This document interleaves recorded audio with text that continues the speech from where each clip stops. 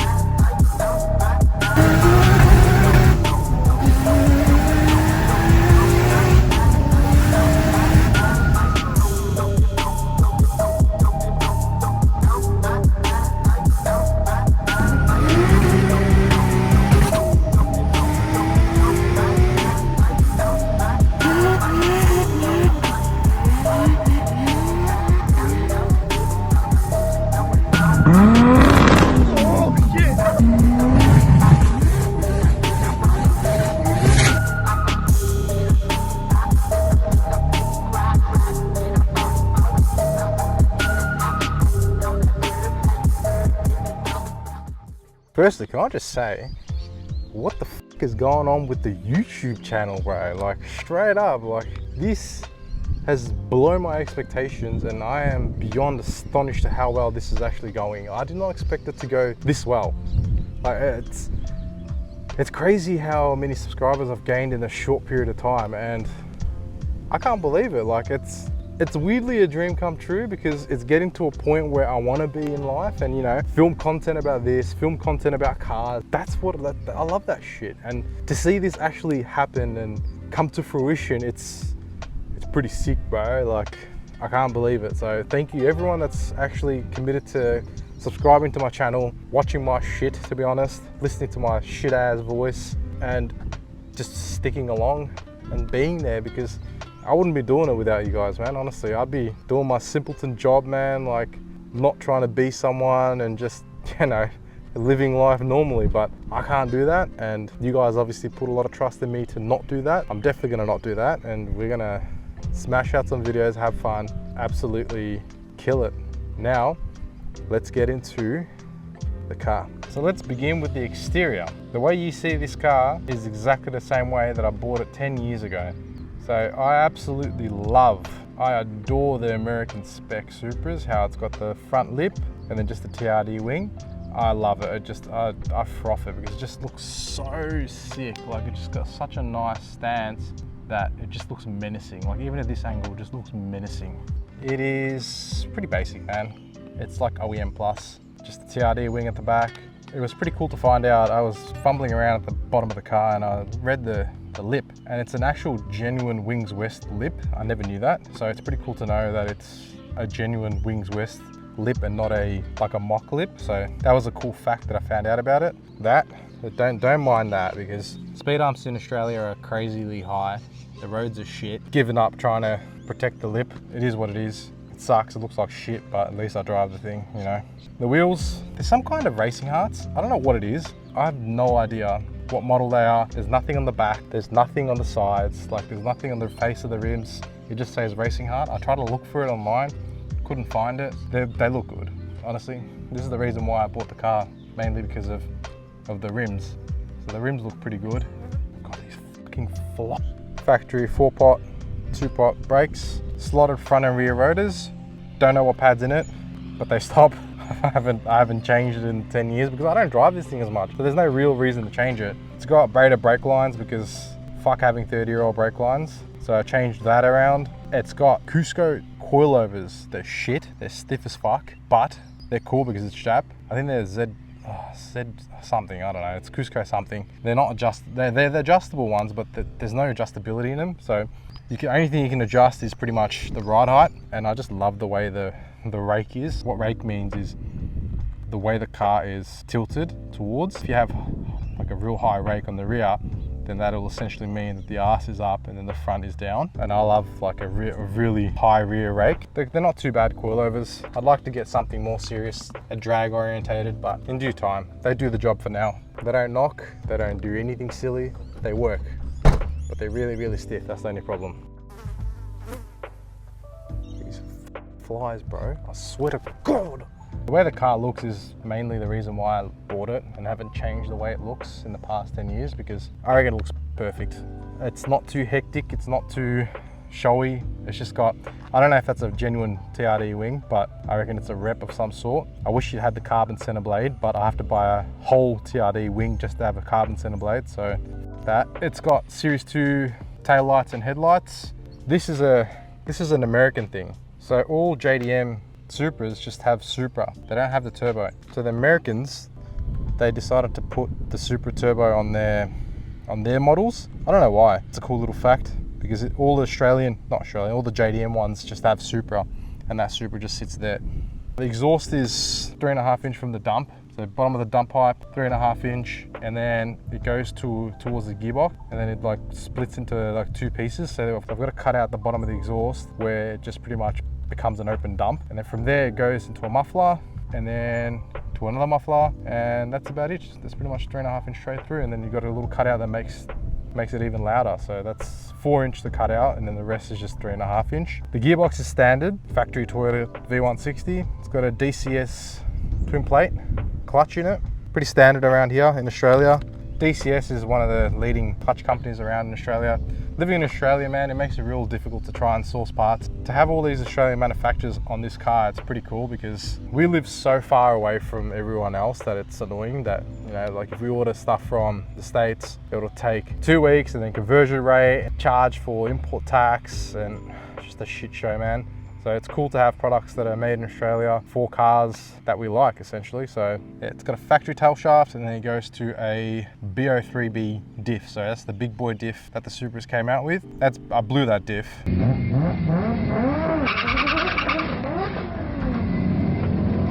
I had to rebuild it. I absolutely destroyed it. I literally grenaded everything. Destroyed the crown wheel, destroyed the pinion, and absolutely destroyed the worm gears in the actual factory Torsen diff. So that was completely rebuilt. Got an always Geiken 1.5 weight diff in the rear, all seals, bearings all brand new. The half shafts are still factory. I haven't abused it enough to destroy it, so I don't plan on abusing it too much, because those things are very, very rare to come by and very expensive. Same with the tail shaft. I plan on placing those before I actually break them. All right, boys, you ready? You ready to see what's beneath the bonnet? Well, here you go. This is the mighty 2J that I have in my Supra. The head is built, so it's got shimless buckets, BC cams, the 272 cams, dual valve springs. Obviously the gaskets are all new and just serviced and just crack tested and all that jazz. The bottom end is CP pistons, BC rods. The reason I didn't do main caps is because back when I built the engine, it wasn't a necessity, because no one was pushing that much power. Like, it was only performance shops that were pushing that much power, and regular Joe Schmo wasn't pushing that much power. So I thought I got away with it, but now I'm starting to push the engine a little bit more. I probably need main caps. So if you're going to build an engine, or a 2J engine especially, make sure you have billet main caps, because it'll help strengthen your engine, and it'll pretty much save its ass. It won't shit the bed and break the main caps and you lose oil pressure and you freak out, because yeah, that's what's going to happen. On the intake side, just standard intake. It's got a BPP fuel rail with Bosch 2200cc injectors. They've worked really well. They're a good budget injector. If you're doing this on a budget but you want a half decent injector, I recommend those injectors. They're pretty good. They're 85 compatible, but they are a gas CNG injector, but they work with E85. They're like $600 for just a set of 6, so you can't complain. I will end up going Siemens injectors, plasma and intake manifold. That's all in the future. This is like the first proper iteration. For a throttle body, I'm using a Bosch, I think it's a 72 mil. Yeah, 72 mil drive-by-wire throttle body. If you are going to do a drive-by-wire conversion on your 2J, I recommend these boys here. They sell an absolutely wicked kit for the 2J intake manifolds, the factory ones. It comes with the drive-by-wire pedal, it comes with a pre-terminated harness, it comes with everything you need. Is literally bolt in. All you have to do is pin into the ECU where your inputs is for your throttle body and your pedal. It's literally ready to go. But one thing it didn't come with is the adapter that you need for your drive-by-wire pedal. So this is the pedal. You've got 2 bolts there. and they need to be spaced out so the pedal can travel from 0 to 100% without overextending the pedal. Venom Motorsport actually have a really good billet part that they've created and just spaces it out perfectly.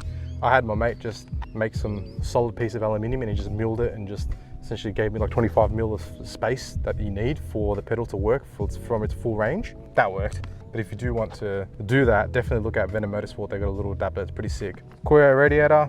I've got obviously plasma man clamps on the intercooler as well. That intercooler is, please don't hate me, that is an eBay spec intercooler. It's doing the job. It's a 4-inch intercooler. It's working.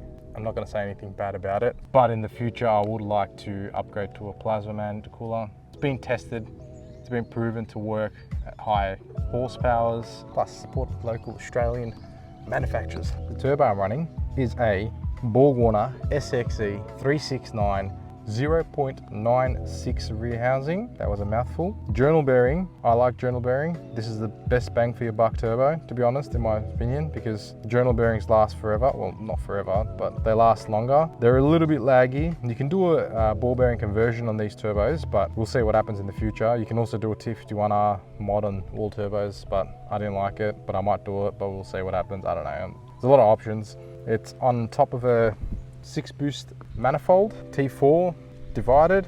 It is controlled by a 50mm Turbo Smart Pro Gate light. I might change that in the future because my tuner said it's too small and it doesn't work really well with the amount of boost that I want to run. A bigger wastegate will help control the boost a lot better. It's got a 3-inch exhaust as well from the dump, but then it goes down to like where the bottom of the firewall, and it goes to 3.5 and then 3.5 inch all the way to the back. It's got one muffler, which is in the middle, and then it's pretty much straight pipe. Got a Turbo Smart fuel pressure regulator that controls all the pressures and regulates all the pressure.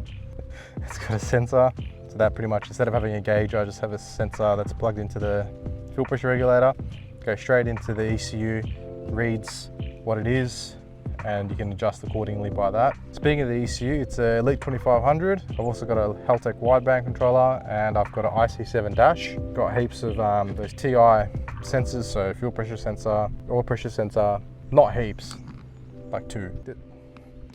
Fucking hell. For those who know what this is, these are the confetti Recaros. They're a little bit worn, they look sick, they look awesome until you open the door and you see that. Yes. I need to get this fixed. This didn't come with the car, I bought these separately. Probably the best purchases I've ever made because they're comfortable, but my fat ass has sort of destroyed the seat. So I need to get it retrimmed and looking much healthier. The dash, this is the dash I was talking about. Haltech IC7. Oh shit, my bad. That was an accident. Holy shit, I made that girl look, oops. Whoops. The dash I love because it looks cool, man. Digital dashes they're a thing now and they look awesome. I love the functionality. You can have so many data inputs to show you what's happening with the engine, coolant temp, oil pressure. I'm a sucker for that kind of shit, so I like seeing that. So it's pretty cool. So I also just have this as well, just a bit of tunes, mate. You gotta have a little bit of tunes as you're cruising. This is my rotary dial. So what it does is essentially, this car in that setting is controlled boost by gear. So first gear is I think 20 pounds, and then second gear is 22, and then third gear is 24, 26 for fourth, and then 30 on fifth, and 30 on sixth. So I got the option to do that, or I can just choose 30 pounds, 28, 26, 24, 22, and then 20. So I like having the functionality of having multiple choices. So that's pretty cool. I like that. I was like, I'm gonna get that. These flies, bro. So that's pretty cool. Bro, these fucking flies are terrible. This little party button is my rolling anti-lag button. It is the fucking sickest button I've ever installed. It's so much fun, and just, there's no lag. There is, but there isn't. But I can only imagine how much better this button would work if there was a proper turbo on it, like a Garrett or a Precision or something like that. But yeah, it does the job. It's pretty cool. I like that button. Everyone says this, time in, time out, about the cockpit. It absolutely looks wicked. But why am I saying wicked? It looks fucking sick. Like, everything's just pointed towards you, and it's just like you're on a mission to gap cunts. Everything's neatly positioned for you to get a little bit of spice to them or change boost settings on the fly. Yeah, overall, everyone knows what a Supra looks like, so this is pretty much the bread and butter of all Supras. Interior, I also love seeing this on the side mirrors because look at that silhouette. That's just absolutely gorgeous. In the boot, got I think it's a 1.5 litre surge tank. Again, Aftermarket Industries, Australian brand. I'm patriotic as fuck, man. Like, it's good to support your own manufacturers to keep everything in Australia. I'll try and find everything that I can. These flies, bro, I swear to God. These flies are absolutely killing me. Got a small lift pump inside the tank that pretty much sends fuel from there to the surge tank. The surge tank has 2 pumps, they're staged. So one pump comes on when you're cruising, second pump comes on when you're thrashing the shit out of it. So this goes from here to a dash 8 feed and return. So it just pretty much goes down under the car to I think it's a 100 micron filter towards where the factory filter is. And then from there, it just pretty much goes in one end of the rail and then goes through the rail and then out the other end of the rail and then returns back on a dash 8. Haven't had an issue with fuel, pretty happy with it to be honest. So it's working, so I don't know. There's no reason to upgrade anything. I always overkill and over design and over build the fuel system because you'd rather have more fuel than no fuel, because if you have like one 460 pump and then you punch it and it decides to, you know, shit itself, then you're in strife and you know, you're up for an engine. So I like to weirdly over-engineer it. Not every, like, it's not like I built it, but I like to over-protect it and just you know what I mean. All right, boys, so that pretty much sums up this video. In-depth detail about this. I will always and forever call it my piece of shit, so deal with it. But I really do appreciate every single one of you guys that have joined, tuned in, watched this video throughout, and it means a lot to me because I know that this is what I want to do, and it's reassuring. I said at the start of the video, but it's reassuring me that this is what I want to do, and your love for me, for my channel, and for my cars, it means a lot, and it pushes me even more. Anyway, let's get this shit happening. Let's do this together. Enjoy the time that we have together. I'll see you guys next time.